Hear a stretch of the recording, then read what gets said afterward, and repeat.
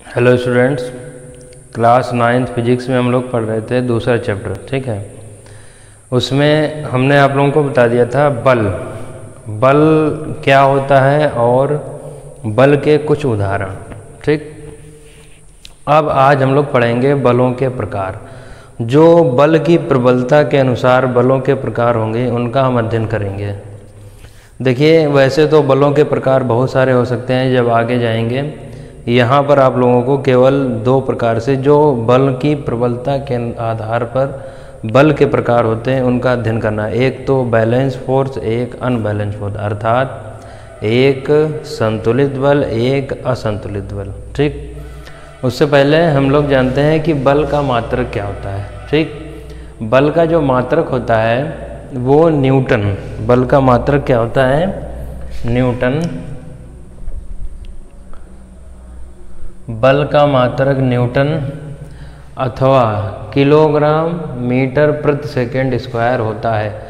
देखिए, ये जो बल का मात्रक है ये हम आप लोगों को जब न्यूटन का दूसरा नियम पढ़ाएंगे उसमें किस हिसाब से बल का मात्रक निकलेगा वो बताएंगे। ठीक, यहाँ पर इतना जान लीजिए, बल का मात्रक न्यूटन है और किलोग्राम मीटर पर सेकंड स्क्वायर होता है। ठीक है, उसमें सूत्र लिखाएंगे F बराबर ma, तो उससे निकलता है। ठीक, दूसरी चीज़, बल एक सदिश राशि। इससे पहले भी हमने बताया था सदिश और अदिश राशियों में कि बल क्या होगा, एक सदिश राशि है। क्यों?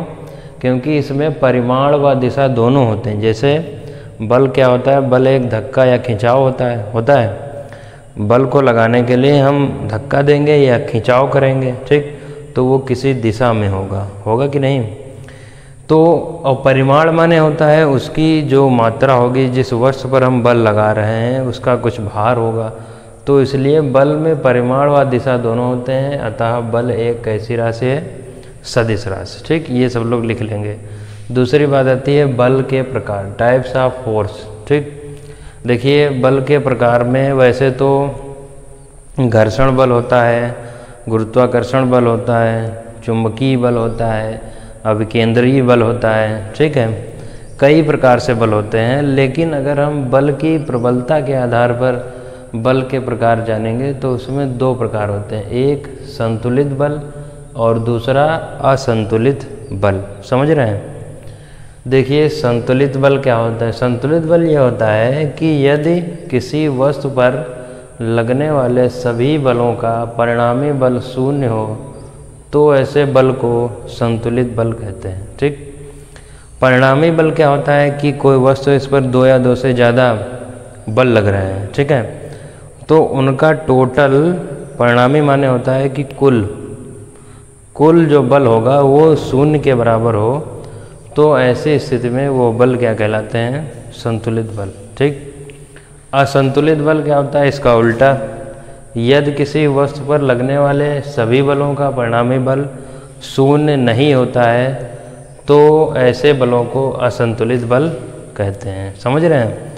तो ये आपका संतुलित बल और असंतुलित बल, बलों की प्रबलता के आधार पर हमने जो चार्ट बनवाया था उसी हिसाब से हम धीरे धीरे आगे बढ़ेंगे। ठीक, तो बलों के प्रकार हो गए। अभी देखिए आगे क्या बताएंगे आप लोगों को।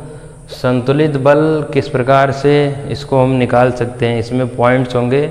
संतुलित और असंतुलित बल में कुछ महत्वपूर्ण बिंदु होंगे, इसके किस प्रकार से पहचानेंगे उसके एग्जाम्पल और उसके कुछ पॉइंट्स अगले वीडियो में बताए जाएंगे। तब तक के लिए आप लोग इतना जो है फेयर कॉपी पर सभी लोग लिखेंगे और ग्रुप पर सेंड करेंगे।